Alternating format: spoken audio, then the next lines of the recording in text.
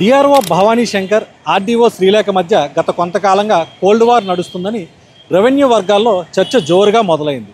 ఇటీవల ఓ స్థలంలో విగ్రహం తొలగింపు విషయంలో ఆర్డీఓ శ్రీలేఖ కనీసం నిబంధనలు పాటించలేదని, కలెక్టర్ ఆదేశాలతో డిఆర్ఓ ఆమెతో పాటు 3 సిబ్బందికి షోకాజ్ నోటీసు జారీ చేయడం కూడా తాజా వివాదానికి కారణమైందని చర్చ నడుస్తోంది.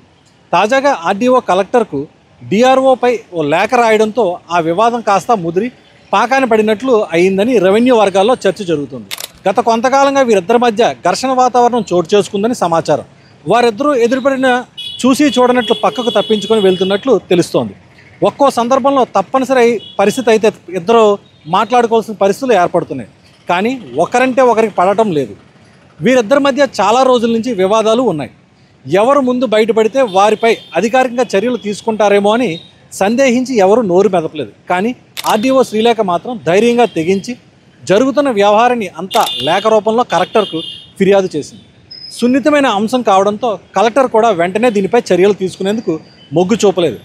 ఆమె ఇచ్చిన ఫిర్యాదు మేరకు పూర్తి స్థాయిలో విచారణ జరిపి తర్వాత నిర్ణయం తీసుకునే అవకాశం ఉందని తెలుస్తోంది. కలెక్టర్ నిర్ణయం కోసం అందరూ ఎదురు చూస్తున్నారు.